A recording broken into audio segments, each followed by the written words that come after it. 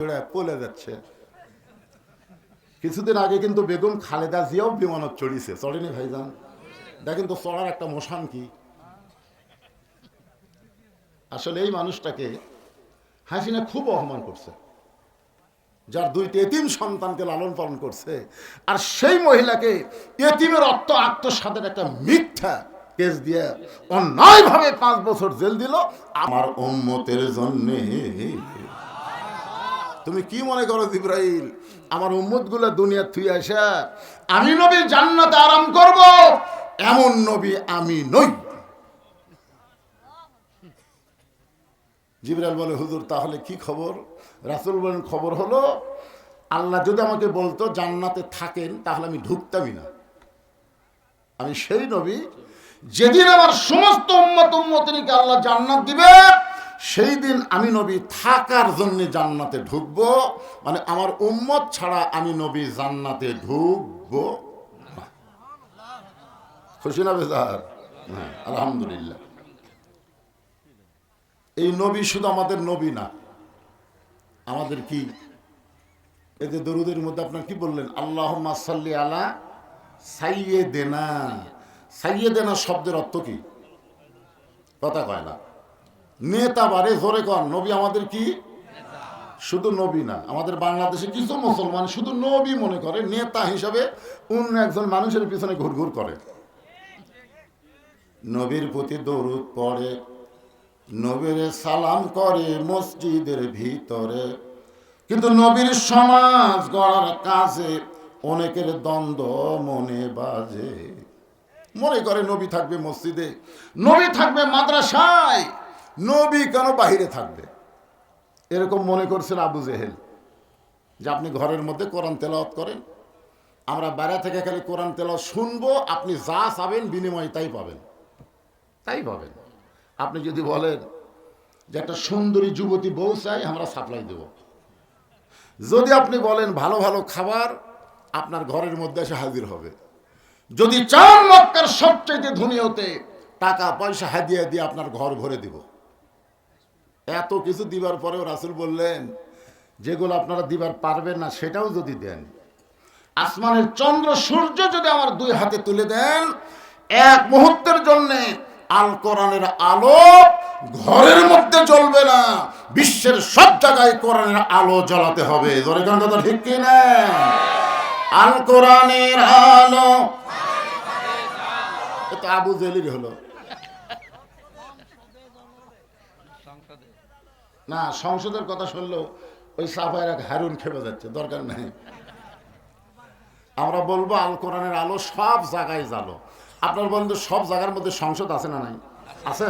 তাহলে সব জায়গায় এমন কথা বলবো, কেউ জানে বুঝবার না পারে যে হুজুর কি কয়ে গেল। হ্যাঁ, জবান ক্লিয়ার করেন। আল কোরআনের আলো, কোরআন হাদিস যেখানে, দুনিয়ার মুসলমান লিল্লাহে তাকবীর।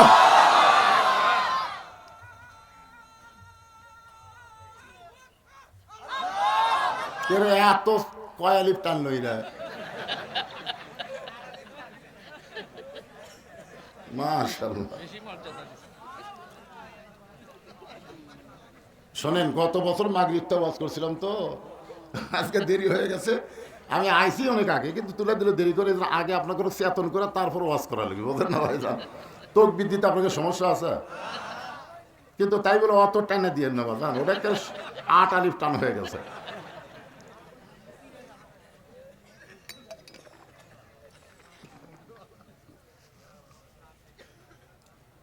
প্রশ্ন 6টা মনে নাই আছে?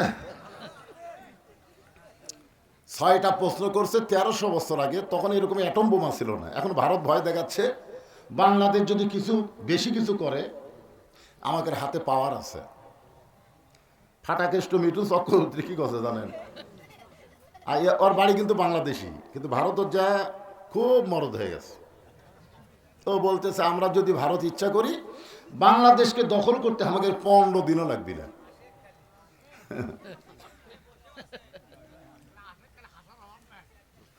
শোনেন, আমরা কি নিয়ে লড়াই করবো? ওর কাছে পারমাণবিক বোমা আছে, অস্ত্র আছে, সৈন্য আছে, আমাদের কি আছে? মাশাআল্লাহ মাশাআল্লাহ, এটাই শুনবার চাচ্ছিলাম। আমাদের জাতির পিতার ঈমান ছিল যত বড়ই নমরুদের চুলা থাক সমস্যা নেই, ঈমানের কাছে নমরুদের আগুন যেমন কিছু না, ভারতের যত অস্ত্র থাক বাংলাদেশের মুসলমানের কাছে কিছুই না। যেরকম ঠিক ছিল। কয়েকদিন আগে কি বলেছিল যে আমরা পেঁয়াজ বন্ধ করে, চিনি বন্ধ করে, আলু বন্ধ করে না খেয়ে মারবো। আল্লাহ কয় তোরকে লাগবে না। বাংলাদেশ যে উর্বর ভূমি আগে হচ্ছিল মন বিঘাকে 80 মন, এবার হচ্ছে 145 মন। শিবগঞ্জ আমার শ্বশুর বাড়ি, কয় হুজুর আলু জীবনে এরকম হয় আমরা দেখিনি, খালি মাটি টানতে দেখি আলু, ভিতরে একটাও মাটি, সব আলু খেয়ে বড় হয়ে গেছে। আমিন দাব্বাতিন ফিল আরদি ইল্লা আলাল্লাহি রিজকুহা। এরপরে আল্লাহ বলেছেন ফালিয়াবুদু রব্ব হাযাল বাইত আল্লাযী আত'আমাহুম মিন জু'ইন ওয়া আমানাহুম মিন খাউফ। ওয়া আমানাহুম মিন খাউফ। আল্লাহ বলতেছেন ওই ঘরের মালিকের তোমরা গোলামি করো, নামাজ পড়ো, আমি আল্লাহ তোমাদেরকে সঙ্গে সঙ্গে 2টা পুরস্কার দিব। 1 নম্বর পুরস্কার হলো তোমাদের রিজিকের কোনো পেরেশানি করা লাগবে না, ক্ষুধা দারিদ্র তোমাদেরকে স্পর্শ করতে পারবে না। আর সমস্ত ভয় থেকে, যত ভয় আছে, অ্যাটমের ভয়, হাইড্রোজেনের ভয়, বোমার ভয়, অস্ত্রের ভয়, সমস্ত ভয় থেকে আমি আল্লাহ তোমাদেরকে পুরোপুরি নিরাপত্তা দিয়ে দিব।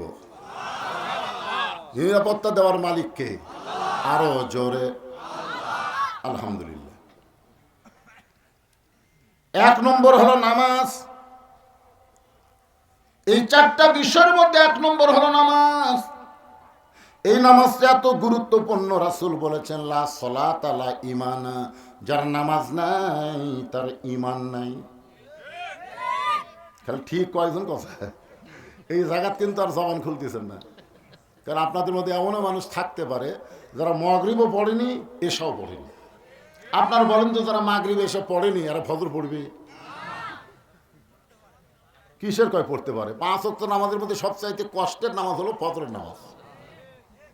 এই ঠান্ডার দিনে ফজর পড়া মানে কি, অনেক হুজুরাও পর্যন্ত ফেল করতেছে রে ভাই। হ্যাঁ হুজুরাও করতেছে, কি করবেন?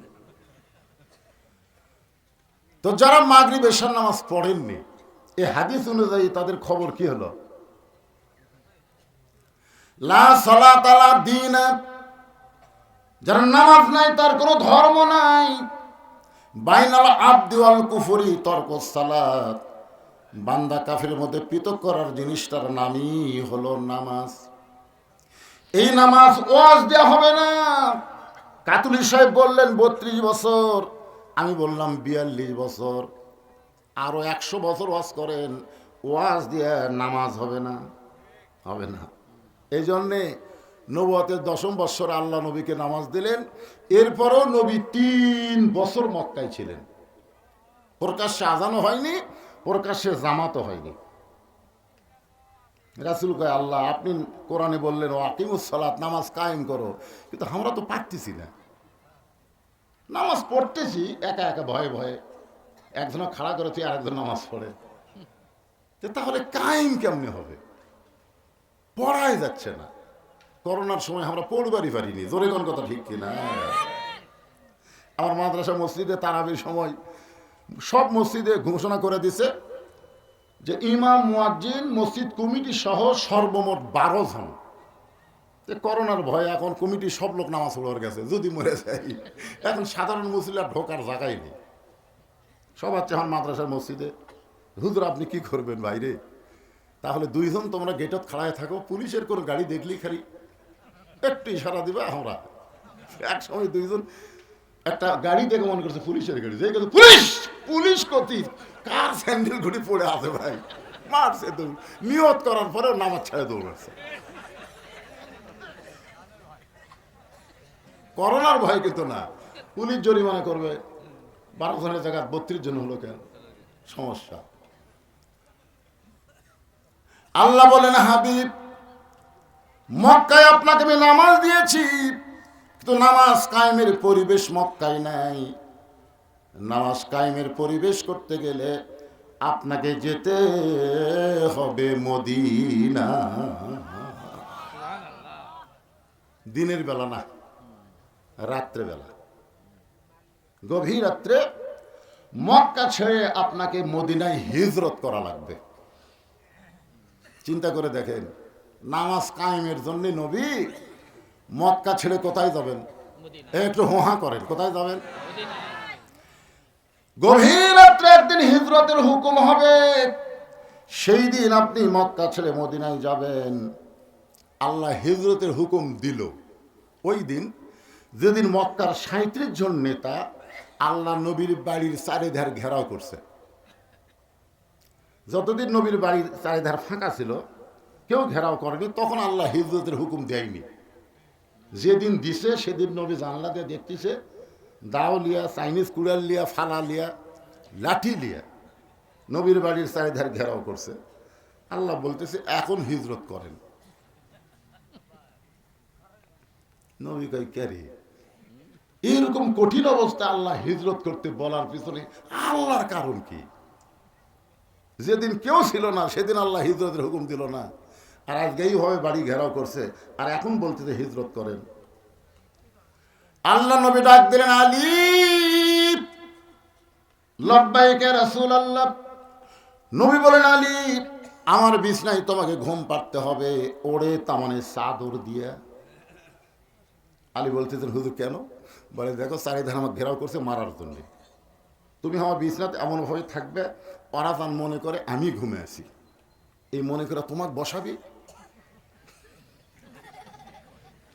মনে করবে নবী ঘুম পাড়তেছে, ঘরের থেকে বাড়ায় না করে জানলা দে মার, এই মনে করে তোমাকে বর্ষা মারবে আর আমি চলে যাব। আলী কয়, হুজুর আপনি কোথায় যাবেন?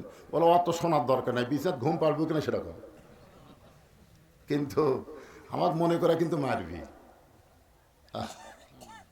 এইরকম কথা বললে কেউ বিছানাত শুদ্ধে? হযরত আলী বললেন, ইয়া রাসূলুল্লাহ আমার আপত্তি নাই। রাসূল বলে, আলী একটাবার চিন্তা করো। আলী বলতেছে, আমার জীবনের চাইতে আপনাকে ভালোবাসি, আপনি নিরাপদ হলেই ইসলাম নিরাপদ হবে। ওরে তামানে চাদর দিয়ে হযরত আলী ঘুমায় গেলেন। রাসূল তো মানুষ, মনের মধ্যে সন্দেহ হচ্ছে, কে রে ঘুমালো না কান দিচ্ছে। চাদরের মুড়ি তুলে দেখে, ওরে বাবা, জানে মৃত্যুর বিছানা, তারপরে ঘুম পাড়ে, জানে রাত 12টায় ফাঁসি হবে, তারপরেও ঘুমাই। আছে না নাই?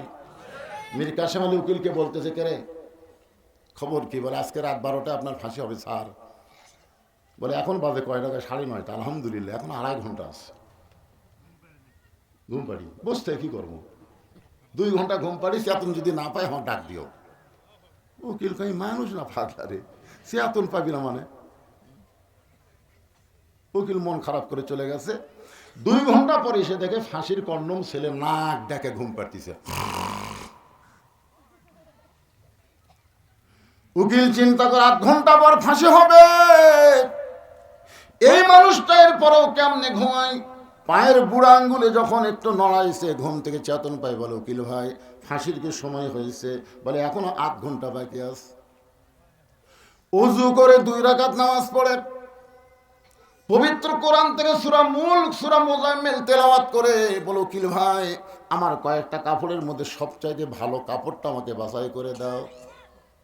উকিল ভালো পাঞ্জাবিটা বাছাই করে দিলে, ওইটা যখন গায়ে দিয়া বলে, ভাইজান তোমার কাছে কি চিরুনি আছে? বলে, হ্যাঁ। চিরুনির যখন চুল হাসরায়, বলে, দেখো তো আমার কেমন লাগতেছে। উকিল কান্দার বলে, স্যার আপনার ফাঁসি হবে, আপনি কি শ্বশুর বাড়ি যাবেন? এমন করে কেন শাস্তেছেন? আল্লাহর ওলি চোখে পানি নিয়ে মুচকি হাসিতে বলতেছে, ঘুমের মধ্যে আল্লাহ পাক আমাকে জানাইছে, অন্যায়ভাবে যাদের ফাঁসি দেওয়া হবে তারা মরবে না, তাদেরকে আল্লাহর জান্নাত দিয়ে বরণ করা হবে। ওয়ালা তাকুলু লিমান ইউকতালু ফি সাবিলিল্লাহি আমওয়াতুন বাল আহইয়াউ ওয়ালাকিন লা তাশউরুন।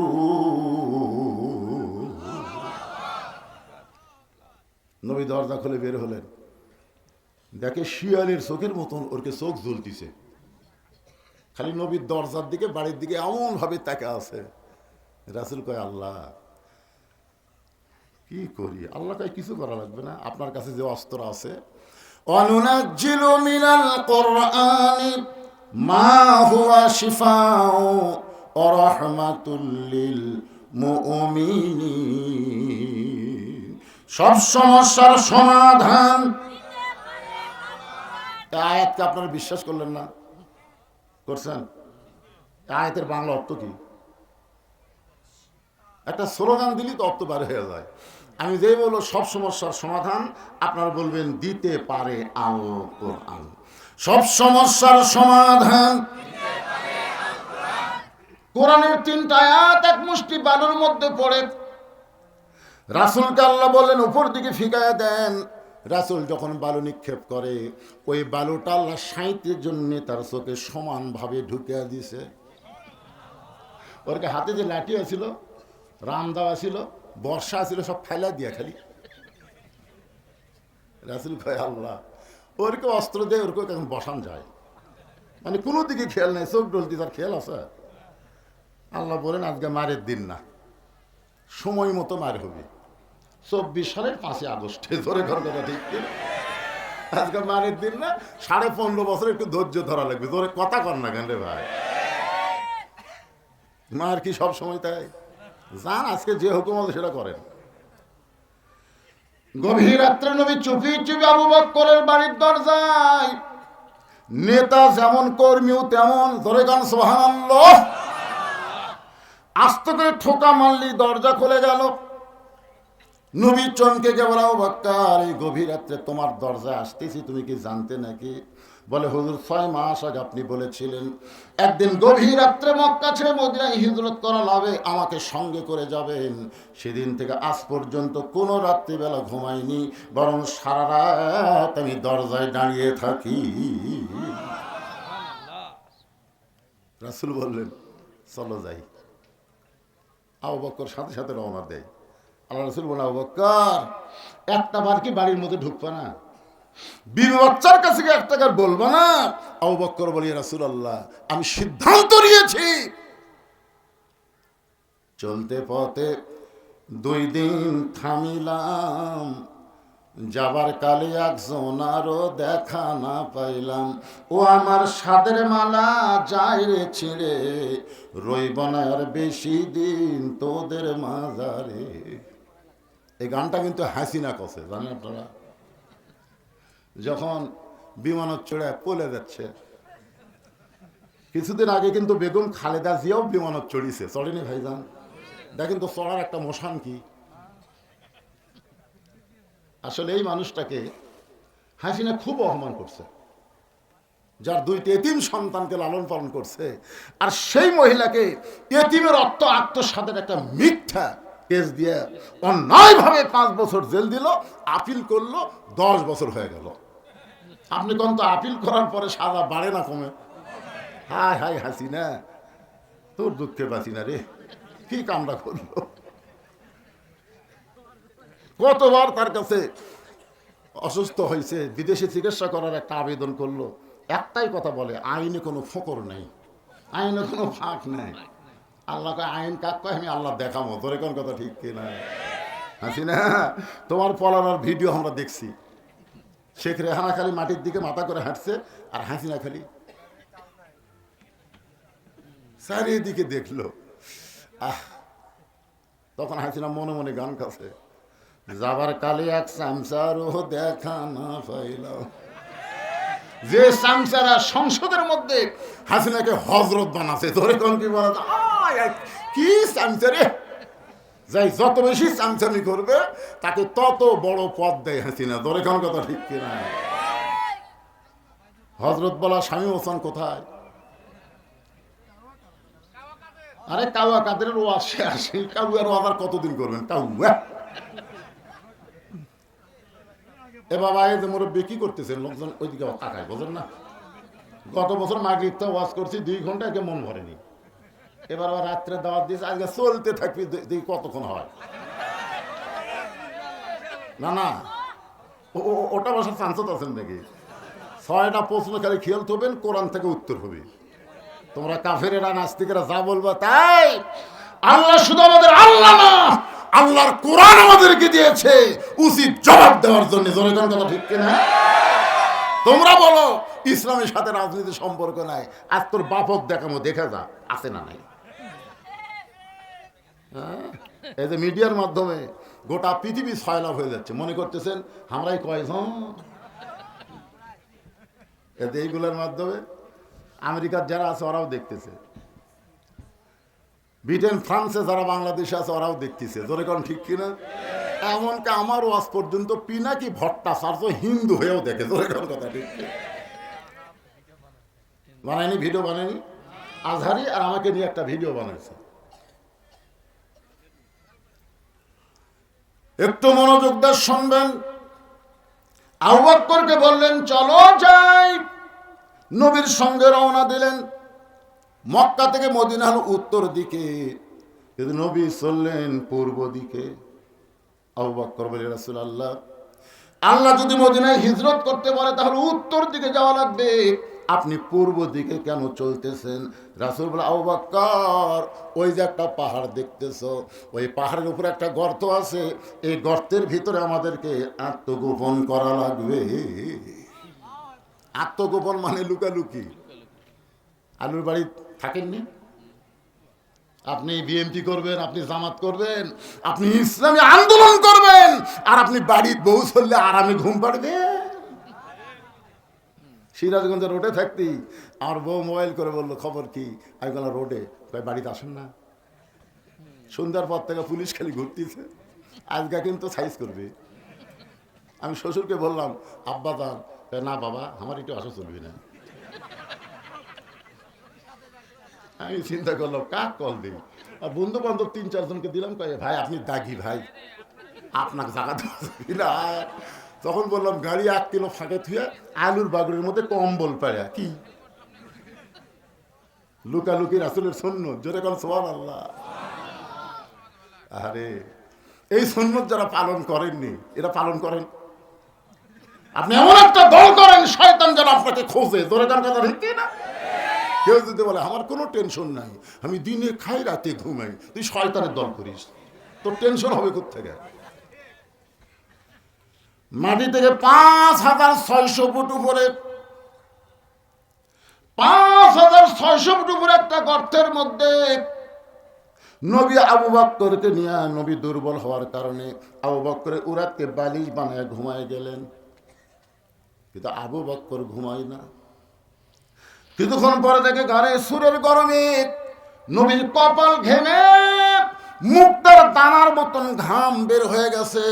আবু বকরের বড় লোভ হলো ওই ঘামটা যদি হাতের মধ্যে নিয়ে আমার চেহারার মধ্যে মালিশ করতে পারতাম, অন্তত বলতে পারতাম আল্লাহ আমাকে আযাব দেওয়ার আগে নবীর ঘামের কথা একটাবার চিন্তা করে।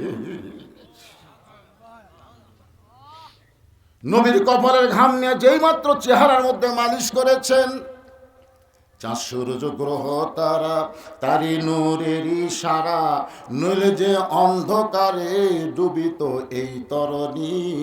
সবাই বলেন নবী মোর পরশমণি, নবী মোর সোনার খনি, নবী নাম ভাবে যেজন সেই তো দোজা হানির ধ্বনি। গর্তের মধ্যে লক্ষ্য করে দেখে বাম সাইডে একটু উপরে একটা ছিদ্র দেখতে পাই। আবু বকরের মনের মধ্যে বড় ভয় হলো, এই ছিদ্র দিয়ে যদি কিছু বের হয়ে আমার নবীকে কামড় দেয়। গর্তের মধ্যে মানুষ হলো 2 জন, জোরে কোন কয়জন? কিন্তু কিছু বের হয়ে শুধু নবীরে কামড়াবে। নবীর প্রেমে আবু বকর এমন ভাবে হাবুডুবু খাওয়া শুরু করেছে, আবু বকরের অস্তিত্ব ভুলে গিয়া 2 চোখ দিয়ে শুধু নবীর দিকে তাকায় আছে। শিশুকালে মইরা গেছে মা।